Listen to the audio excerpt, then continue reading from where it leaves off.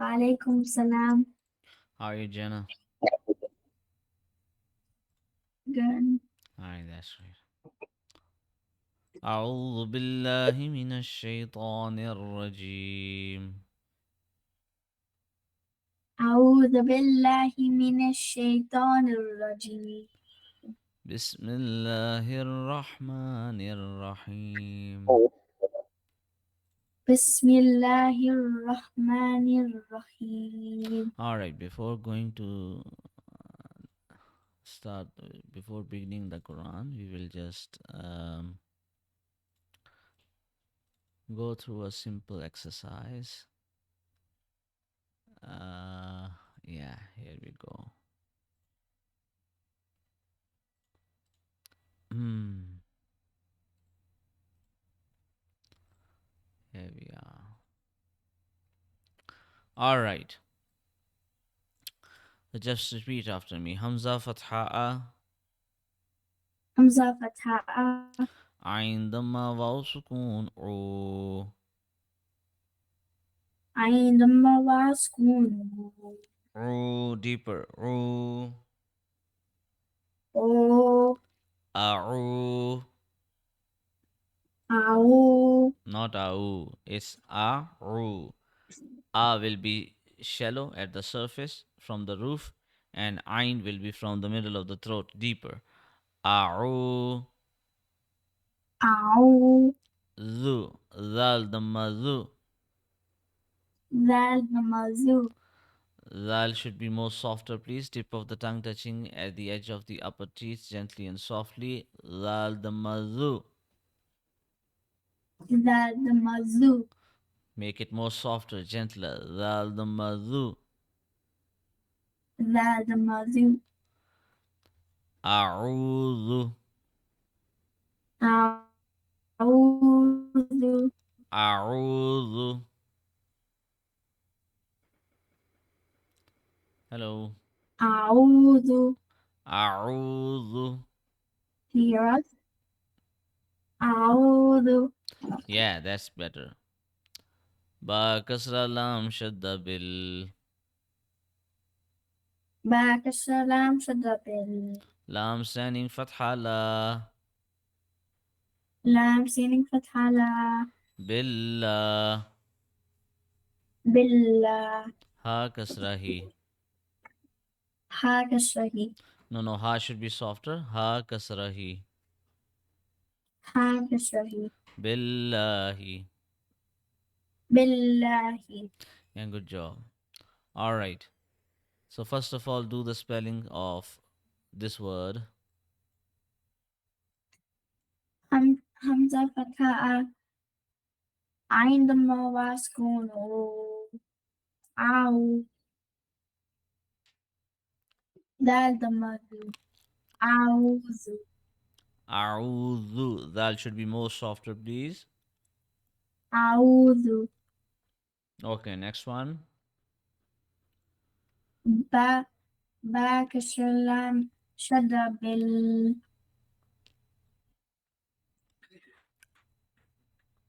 هم ه- همزة سين فتحة Where is Hamza? لام سين فتحة لا Yeah. بالله Hmm. هكذا Hmm. بالله That's it. Good job.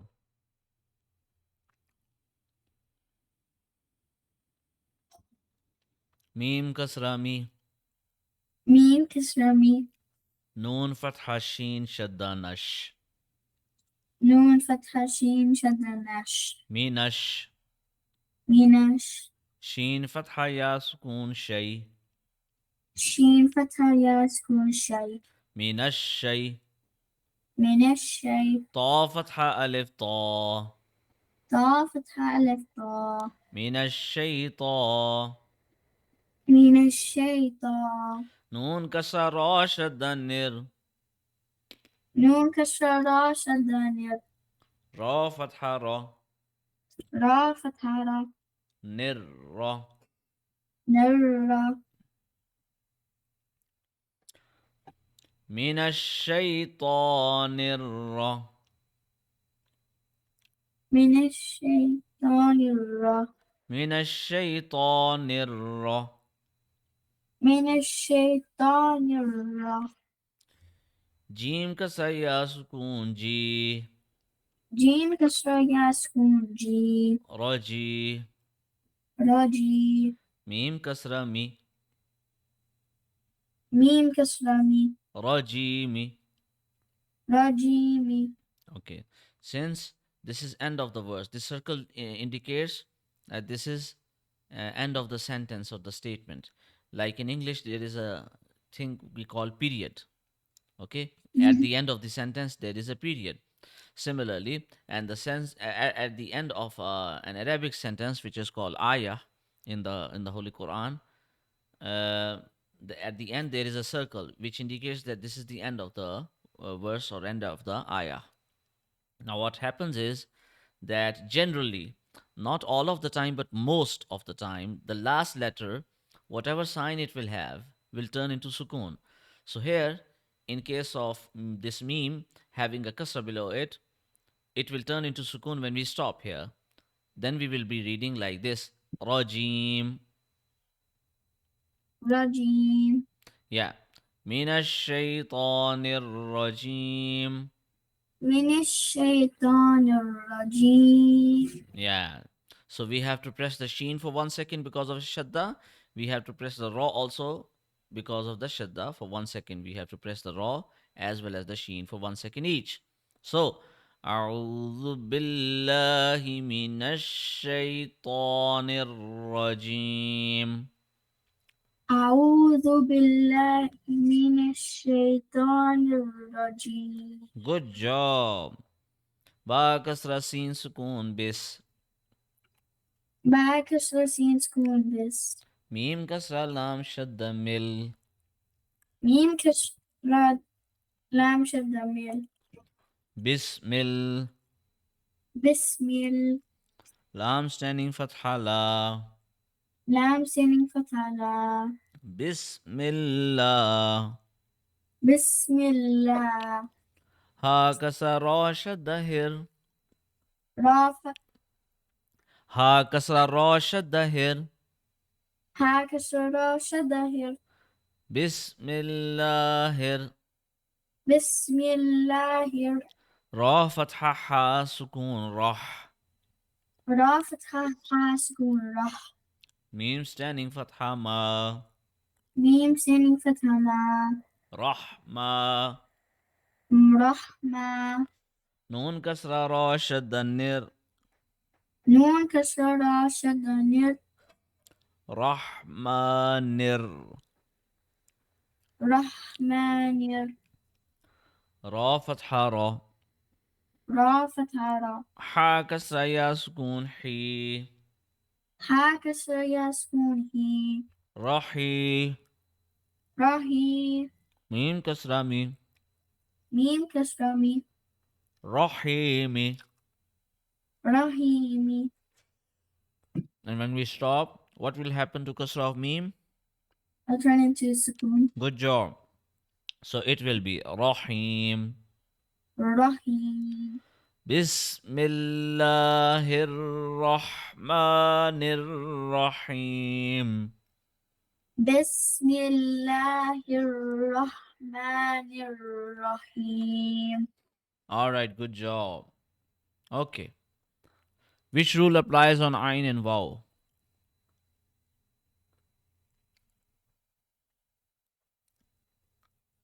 What's the name of the rule which applies here?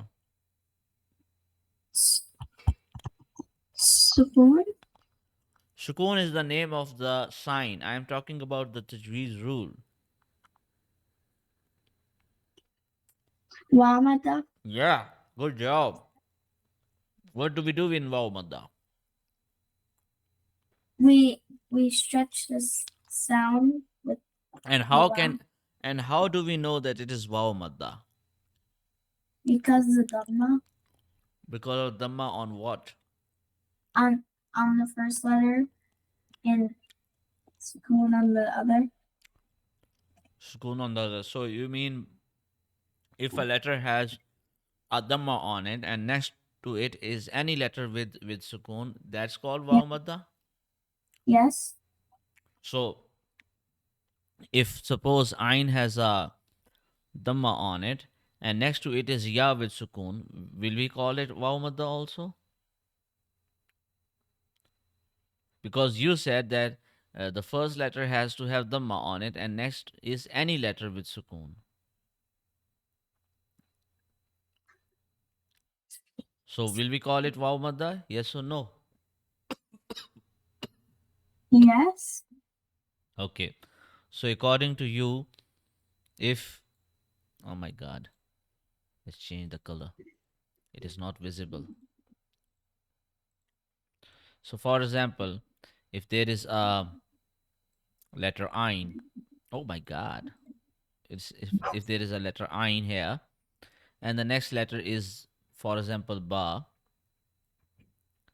So according to you, because you said that the letter which is on the right side, the first letter has to have dhamma on it, and the letter next to it, if it does has a sukoon, we call it waw madda. Is it correct? This is what you said.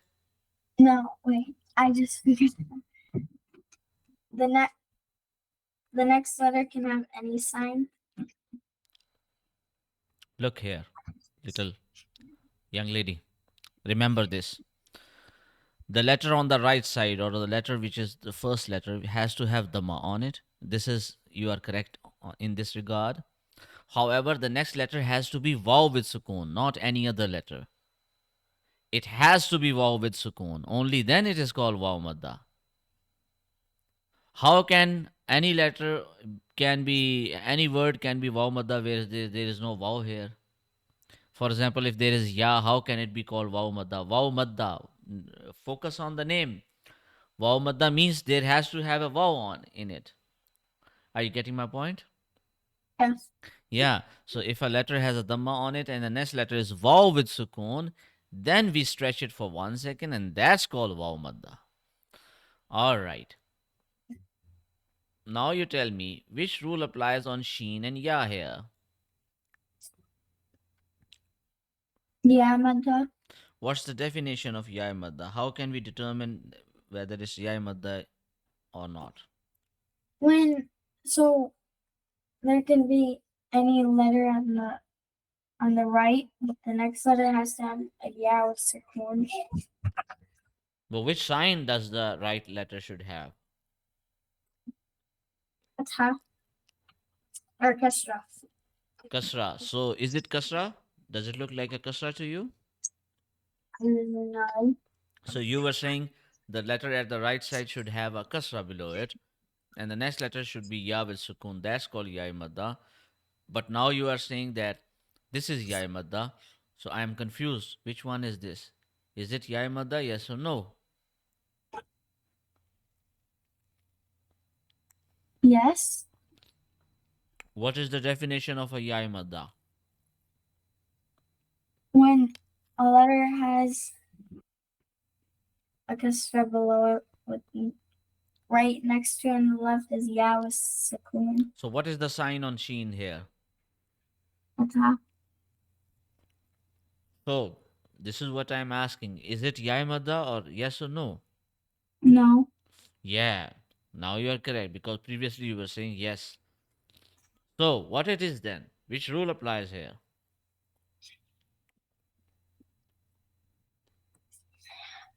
Alif Madda. Where is Alif? Show to me. Where is Alif here? Um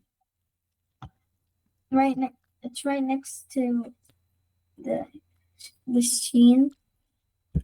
Sheen? Does it look Right. like an Alif to you? Come on, are you giving me a heart attack?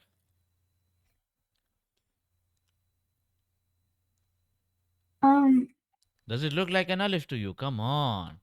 yeah. One stick, one spike, two dots at the bottom. Does it look like an Alif to you? Tell me. No. Then, how can you call it Alif Madda here?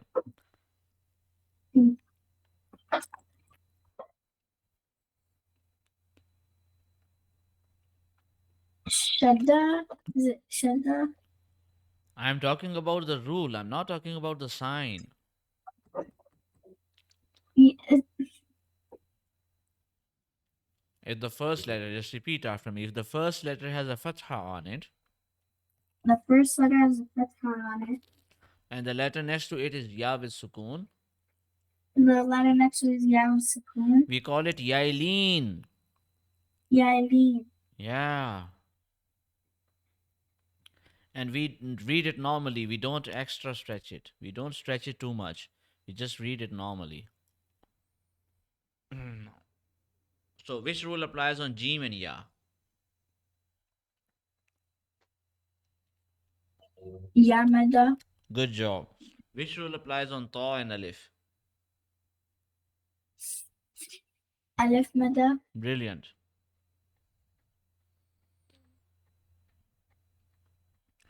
أعوذ بالله من الشيطان الرجيم. أعوذ بالله من الشيطان الرجيم. بسم الله الرحمن الرحيم. بسم الله الرحمن الرحيم. Good job. All right.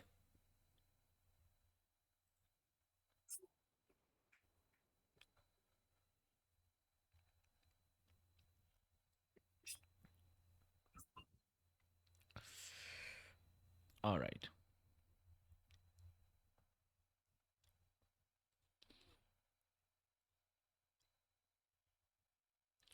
So the Quran consists of 30 juzes. How many juzes? 30. 30. And this is the last juz which we are learning because it is the most easy one. And these are the last surahs which we are learning. One surah equals to one chapter. One surah equals to what? One chapter. Yeah, so there are 114 surahs, means 114 chapters in the Holy Quran. How many chapters? How many surahs? 114. How many juzes? 30. 30. Good job. At the right side is the name of the juz. So Amma is the Amma. Amma is the name of the juz. And here is the number indicating the juz number. So it is Amma juz 30. Are you getting my point? Yes. In the middle is the page number, which page it is. And then at the left side is the surah number, which surah it is. And the One. yeah, Yes. 114 is the number of the surah. An-Nas is the name of the surah. Are you getting my point? Yes. All right. So starting from here, from this point till this circle, this is called an ayah. What it is called? Ayah. We can translate it as a sentence or a verse in English, uh, but it has many deeper meanings more than that. So, English or any other language cannot do justice with the translation of Arabic text. Arabic is a very, very deep language. So, ayah means verse, ayah means also a statement, ayah means also a sign. So, there are multiple meanings of the word ayah. So, one ayah starting from here ends at the circle here. Inside the circle, one is written, number one. This indicates that ayah number one ends here. Are you getting my point? Yes. So the number of the number indicating the ayah will be at the end of the ayah, not in the beginning. So Mhm. from here now ayah number two begins. Are you getting my point? From the meme, ayah number Yeah. two begins. It is not ayah number one anymore. Ayah number one finishes here. But this is ayah number 2. Mhm. All right. I know this surah by heart. MashaAllah, that's great. Okay. Can you see this ayn here? Yes. Okay, this indicates a ruku. What does it indicate? Say ruku. Who? Ruku. Ruku. Yeah, ruku. Ruku. Yeah, let me write it here also. So in the beginning we learned about, oh my god, again it should be darker. Yeah. Oh, okay. So in the beginning we learned about juz.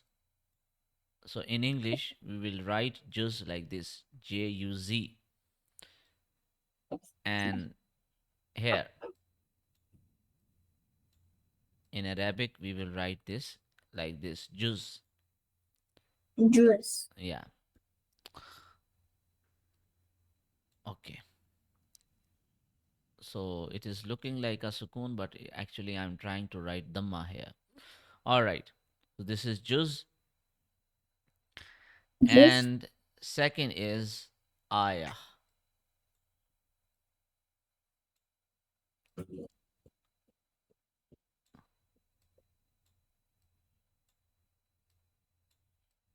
So the round ta is actually turning into ha when we stop. So that is why we are saying ayah.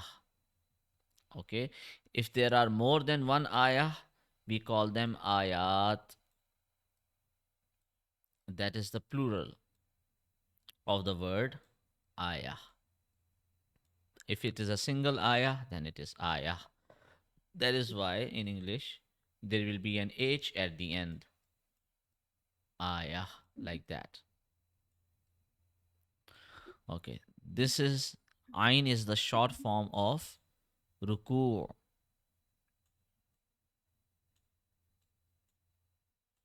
So, Ra Dhamma Ru, Kaf Dhamma, Waw Sukun Ku, Ruku, and at the end it will be Ain. So, Ruku, Ruku, say Ruku.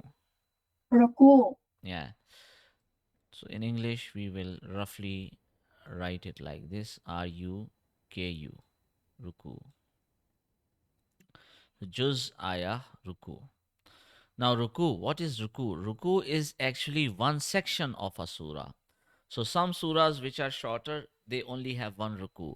But some surahs which are longer, they have multiple rukus. Or okay, let me show you. So, if we come in the beginning of this juz amma, we see this surah, Suratun Naba. Here, it is written Surat An Naba, and this is the 78th surah of the Holy Quran. So, ruku number 1 starts from here, and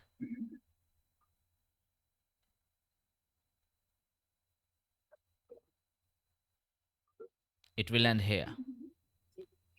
So the surah is not complete yet, but ruku number 1 ends here. Are you getting my point? Yes. From this point onwards, ruku number 2 starts. It begins from here, and then we will go down and down and down, and it ends here. So this surah contains 2 rukus. Are you getting my point? Yes. So there are some surahs which contain 10 rukus, 15 rukus. So Surah Al-Baqarah is the longest surah of the Holy Quran. It contains multiple rukus, many rukus. Some surahs are very short. They only have one ruku. The whole surah consists of only one ruku. Some surahs have two, five, four, etc., etc. So this is the concept of ruku. Okay, now let me tell you what these numbers inside the letter Ain indicate. So at the top of this Ain, can you see number 1 written? Yes. Okay, this indicates that this is the first ruku of this surah. This is the first ruku of this surah. Let me show you again. Let us go back.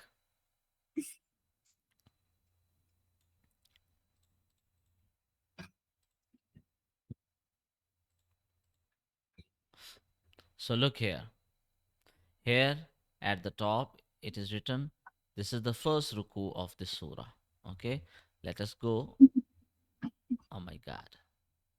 Look here. Number 2 is written here. This indicates this is the second ruku of the surah. Are you getting my point? Yes. So on the top of the ain, the number of the ruku is written. The which ruku, which number of ruku is this of this surah? All right. At the bottom, the number 39 is written. Can you see it? Yes. This indicates that this is the 39th ruku of this juz. So, no matter how many surahs this juz have, and no matter how many rukus this juz have, the number at the bottom indicates that this is the 39th ruku of this juz. Are you getting my point? Yes. So this is the first ruku of this surah, but it is the 39th ruku of this juz. All right. The number in the middle indicates how many verses this ruku have. How many verses this ruku have. So for example, here we can see that this ruku, sorry, maybe yeah, here. This ruku ends at verse number 30 or ayah number 30. Are you getting my point? Yes. And here, look, in the middle of the letter Ain, 30 is written. Got Yes. it? So it means Mm-hmm. that this verse, this ruku has 30 verses or 30 ayats. Are you getting my point? Yes. Okay. Yes. Now, the second ruku is starting from verse number 31. Okay, now keep that in mind that the second ruku starts from verse number 31. And it is ending at verse number 40. So from 31 to 40, how many verses? If we start counting from 31, then till 40, how many verses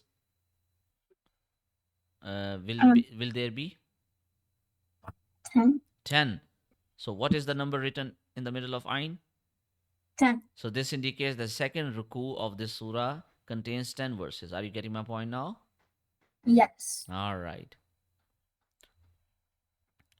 At the right side, the name of the surah is written here. All Mm-hmm. right. So this is Suratun Nazi'at. Okay, at the bottom of the name, Makkiyah is written. All right, do you know about the two holy cities of Islam, Makkah and Medina? Yes. What is so special about Makkah? Um, the the prophets like lived there. Some of them. Mm-hmm. And And any other special thing? Mecca, the Kaaba. Yeah. So there is the Kaaba, and our Prophet was also born there. Oh, Abraham. what is the name of our Prophet? Just tell me. What's the name of the last Prophet? Muhammad. Yeah, Muhammad. And you have to say whenever you say the name of our Prophet, you have to say some words. Just repeat after me. Sallallahu Sallallahu. with the sword. Sword is heavy, so in the beginning it will be sword.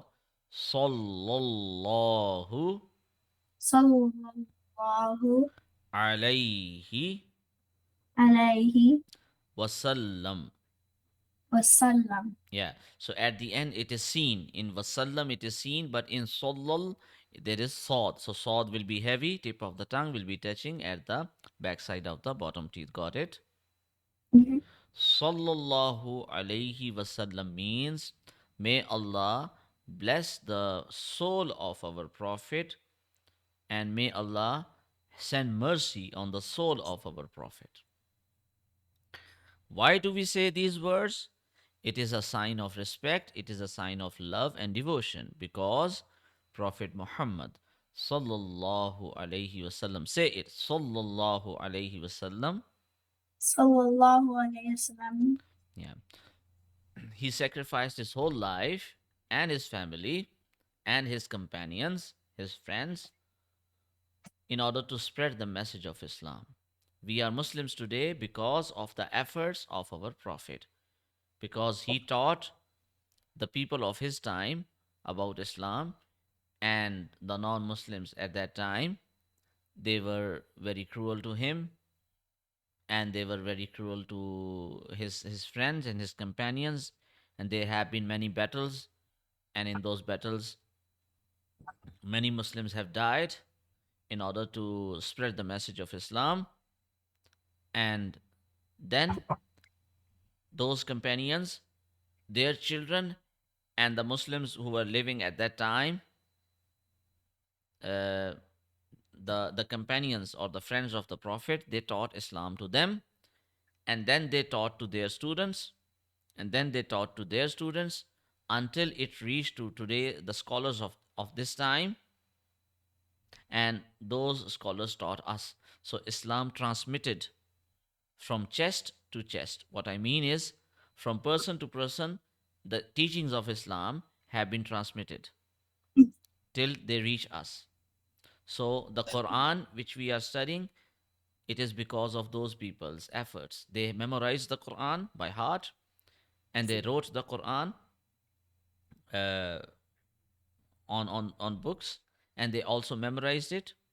And then sayings of the Prophet, the ahadith, the sayings and the traditions of the Prophet, his life, all of his details, whatever he said, whatever, however he acted upon different occasions, how he ate his food, how he slept, how he talked with his neighbors and his elders and his children, how he dealt with, how he did his business, his trade, and how he conducted himself as a political leader, as as an educator, as a teacher. So all aspects of his life have been preserved by the scholars, by his close companions, in the form of traditions. We call them ahadith, the sayings and the actions, recorded actions of the Prophet. Are you getting my point? Yes. The recorded sayings and recorded actions, all of this is called the ahadith. So they have been preserved, and our scholars have been teaching us all of that stuff, all of that knowledge. So it is because of the Prophet, who which because of him Islam has reached to us in its purest form, and it has never been changed. Quran has never been changed. It cannot be changed, because Allah has promised himself that Allah will protect him. And similarly, the authentic traditions and the sayings of the Prophet, they have also not been changed. They have also been preserved. So both Quran and Hadith and Quran and Sunnah are preserved. That is why Islam has reached to us in pure form. So that is why it is our duty and it is the right of our Prophet that we say Sallallahu Alaihi Wasallam, may Allah increase his ranks in Jannah, in paradise, and may Allah bless his soul, and may Allah send more of his mercy on his soul. This is the dua. This is the this is a statement which we make. Are you getting my point now? Yes. Good job. All right. Now, Makkiyah. What does Makkiyah mean?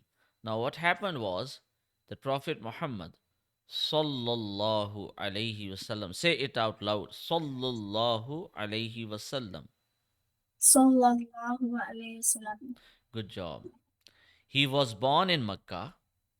He lived in Makkah for almost 52 years. So, for 40 years, he did not announce his prophethood, but at the age of 40, in Mount Hira, Angel Jibrail revealed himself because of the instructions of Allah, order of Allah, command of Allah. At the command of Allah, he showed himself, he revealed himself. Who is angel? Jibrail, do you know? Mm-hmm. Jibrail?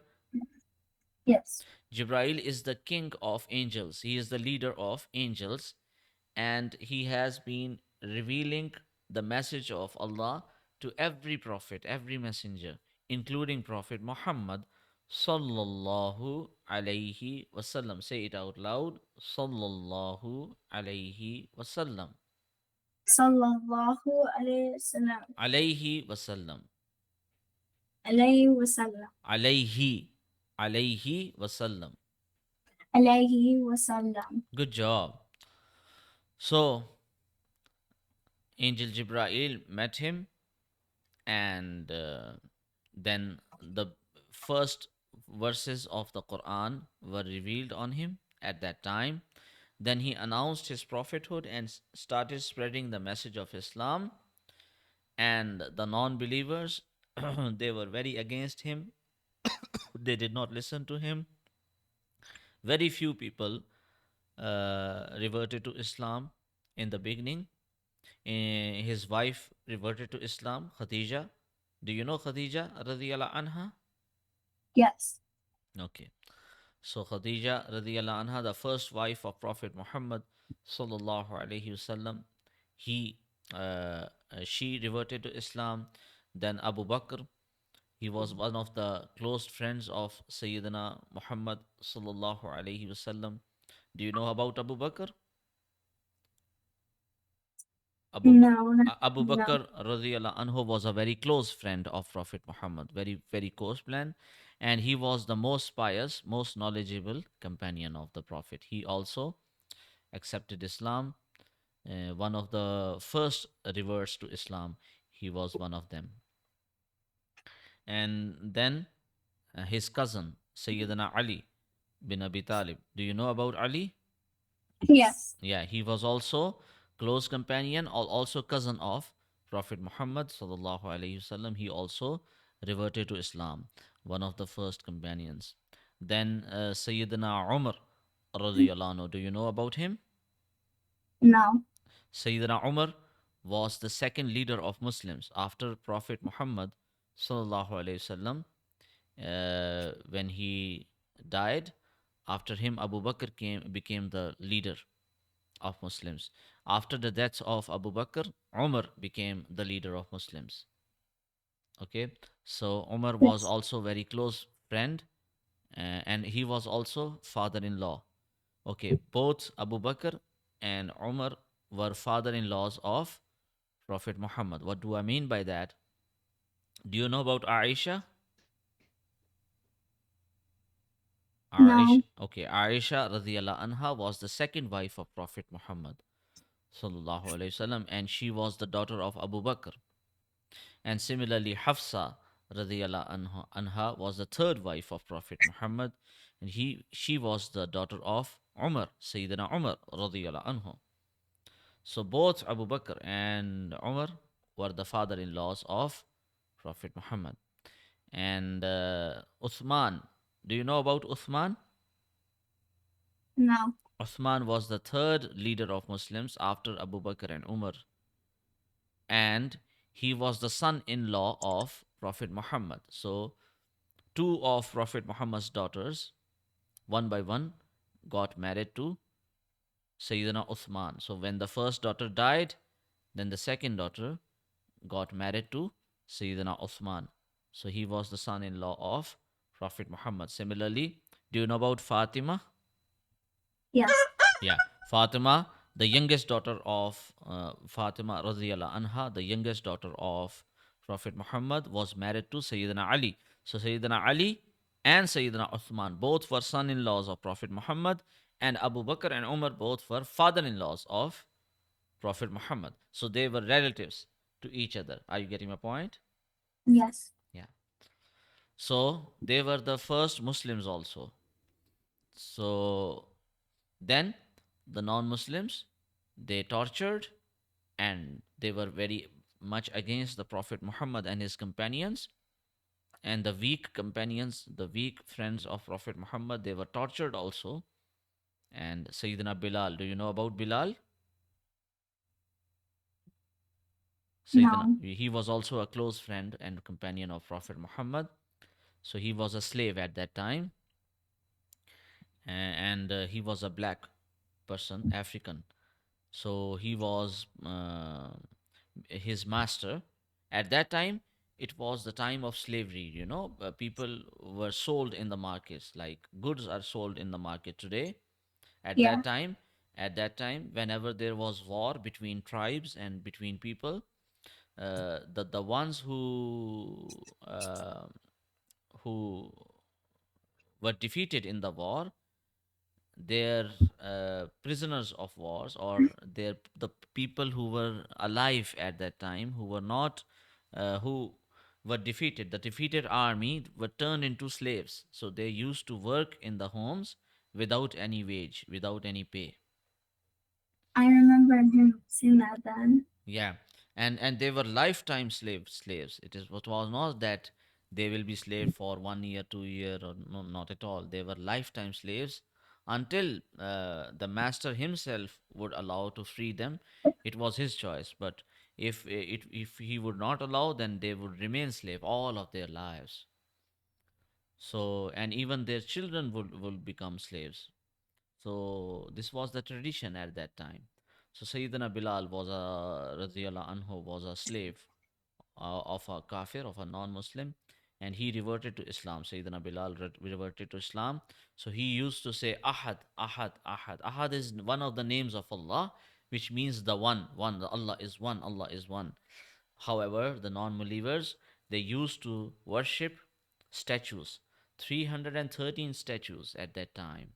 They used to worship different gods, different statues, and when his master heard him, he started to beat him with lashes on hot sand, and he would seal his body inside the skin of a sheep, and then uh, in the desert, when the sun was rising, and in the desert, uh, in the noon, when it was pure hot, which is totally hot, um, he would beat him, but he would keep on saying Ahad, Ahad. He would not stop. So he annoyed his master a lot. And then Sayyidina Abu Bakr radiallahu anhu bought him with his money. He bought him and freed him, Sayyidina Bilal radiallahu anhu.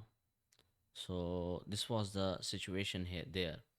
So after 13 years, 12 or 13 years living in Mecca after the announcement of prophethood, Prophet Muhammad sallallahu alaihi wasallam and his companions migrated to Medina. Okay, so can you please tell me what is so special about Medina? The Kaaba and how many prophets like lived there. There is no Kaaba in Medina. Kaaba is in Mecca. In Medina, there is the tomb of Prophet Muhammad, the Masjidun Nabawi. Mhm. Okay, the Masjid of the Prophet, where his grave is there at that place. So our Prophet is buried there. Are you getting my point? Yes. Yeah. So that is the Medina. So for the rest of his life, Prophet Muhammad sallallahu alaihi wasallam lived in Medina. His companions also, most of his companions or many of his companions, they lived in Medina. So this was the main thing. Now, when he was living in Mecca, some verses or some surahs of the Quran were revealed in Mecca. When he migrated to Medina, some of the surahs were migrated to Medina. So whenever under the name of a surah, the word Makkiyah is written, say Makkiyah, Mak Makia. Makkiyah. Kaf also has shadda and ya also have shadda. So Makkiyah. Makia. Yeah, this means that this surah was revealed in Makkah. And when at the bottom of the name of the surah, if there is written Madaniyah, say Madaniyah. Madaniya. Then it means that that surah was revealed in Medina. Are you getting my point? Yes. So some surahs were revealed in Makkah, some surahs were revealed in Medina, and they are titled accordingly. Yes. Okay. At the left side, in the middle, it is written Bismillahir Rahmanir Rahim. At the left side, this word is written Ayatuha. Say Ayatuha. Ayatuha. This is the plural of ayah. Ayah is singular and ayatuha is plural. And this means 46. So there are 46 verses in this surah. And then at the bottom, the word is written ruku'atuha. Say ruku'atuha. Ruku'atuha. And it is written two. So there are two rukus in the surah. Are you getting my point? Yes. So the number of ruku and the number of ayats are also written at this place. All right, one last thing. At the bottom, the word is written manzil. Say manzil. Manzil. So Quran was previously divided in 7 manzils. The companions of the Prophet used to read Quran from cover to cover in 1 week, in 7 days. So that is why Quran was divided in 7 manzils. One manzil almost contains 3 or 4 juzes. Okay, so 3 or 4 juzes combined together form a manzil, and there are 7 manzils. It is a rough estimate. Some manzils have 5 juzes, some have 4, uh, just like that. In total, there are 7 manzils. So at the bottom, the manzil and its number is written. So this is manzil number 7. Which manzil it is? 7. Which means it is the last manzil. Are you getting my point now? Yes. So this was the complete detail of some of the details which I had to share so that nothing is missed and you don't become anxious that what is the meaning of this and what is the meaning of this and what is the meaning of that. So inshallah, from tomorrow we will be starting from the Surah An-Nas. We will be starting the Tajweed, the Quran with Tajweed. Today, there were some necessary details which I needed to share with you. So, uh, okay. So what is the time now? It is already 3:38. Okay, now please call Zainab. Assalamu alaikum. Wa alaikum assalam wa rahmatullah. How are you, Zainab? Good. MashaAllah, that's great. All right, just repeat after me. أعوذ بالله من الشيطان الرجيم. أعوذ بالله من الشيطان الرجيم. بسم الله الرحمن الرحيم. بسم الله الرحمن الرحيم. Good job. Okay, just repeat after me. با فتحة را سكون بر. با فتح رأسكم بر. با كسرة را سكون بر. با كسر رأسكم بر. با دم را سكون بر.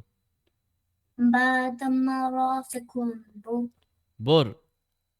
بر. Okay, please teacher, teach me also. You also teach me. با فتح رأسكم بر. با فتحة را سكون بر. با كسر رأسكم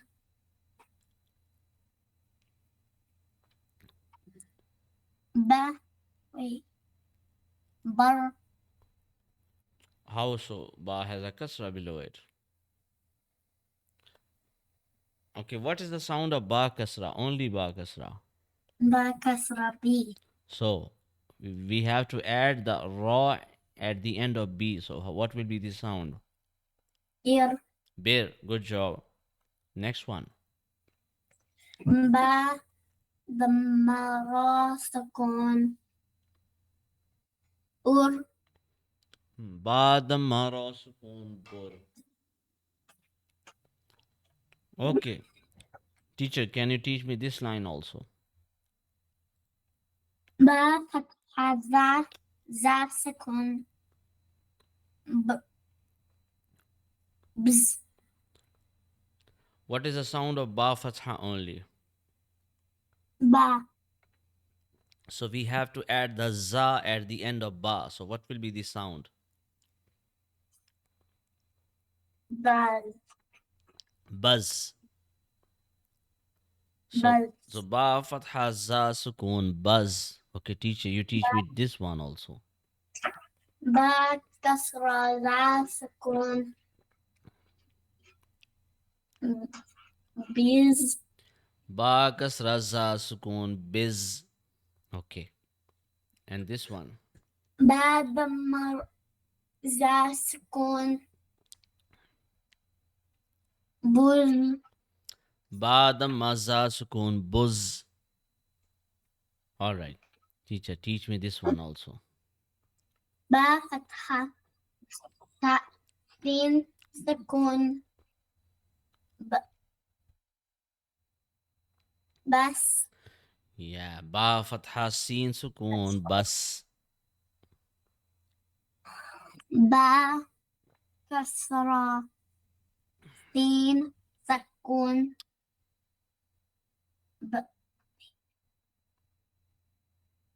Bis. Ba kasra sin sukun bis. Ba damma. Sin sakun. Bus. Ba damma sin sukun bus. Okay, teacher, please teach me this one also. Ba fatha. Shin sakun. Bash. Ba fatha shin sukun bash. Ba kasra. Shin sakun. Bish. Ba kasra shin sukun bish. Ba damma. Shin sakun. Bush. Ba damma shin sukun bush. Okay, teacher, teach me this one also. Ba fatha. Pod. Sakun.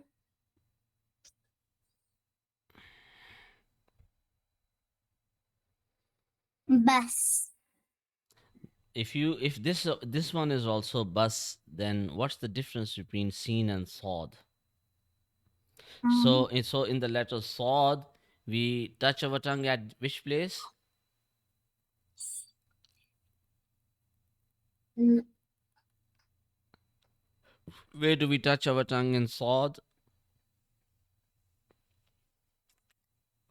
Back Bottom and backside. backside of the bottom teeth. Say it, backside of the bottom teeth.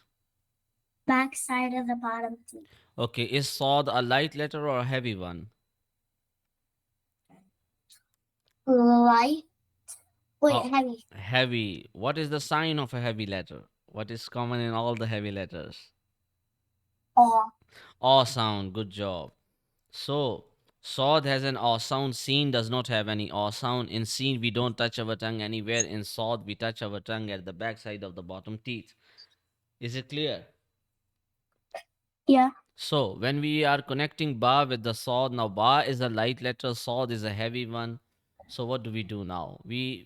What we will do is when we will start the letter ba, our lips will be flat, they will be wider. But when we reach to the letter sod, our lips will become a little bit rounded in order to make it heavier. In order to make it sound heavier, our lips will go rounder. Our lips will go in what shape? Round. Round shape, circle shape. So it will be like this. Ba fatha sod sukoon. Say ba fatha sod sukoon. Ba fatha sa sukun. Bus, Bus. bus. Bus. Look at my image clearly, very carefully. So I am saying bus. Bus. Yeah, when I reach to the letter sod, my lips become rounder. Are you getting my point? So Yes. try to imitate the way I am trying to say. Try to imitate me, the shape of my lips. So it is bus. Bus. Yeah, bus, Bus.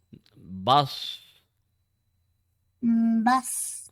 No, not bus. If you say bus, your lips are remaining flatter throughout, and the sod is being turned into seen. That is wrong. When sod is written, we have to read sod. We cannot replace that with another letter. That's a major mistake. It cannot be ignored, because if we read the Quran in this manner, it will change the meaning of the word, which is totally wrong, and we have to avoid the change of meaning at all cost. The meanings of the Quran must not be changed. Similarly, five-time prayers, the salah which we read, which we offer, and the ahadith, the sayings of the Prophet, all of these religious texts, the meanings must not be changed. The meaning must remain intact. That is why we are learning Tajweed. This is the purpose of Tajweed. So, Sawd should be Sawd, it cannot be turned into Seen. So, we have to avoid these mistakes at all costs. Are you getting my point? So, Yes. this will be bus. Bus. Yeah, good job. Bus. Bus. Yeah, bus. Bus.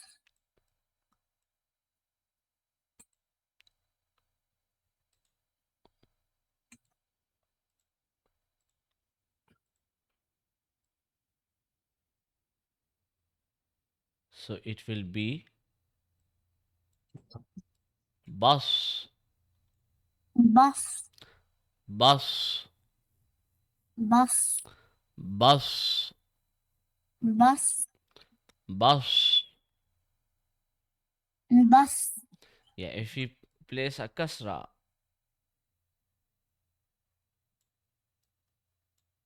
at the bottom of ba, what will be the sound? Ba kasra sol sukun. What sound?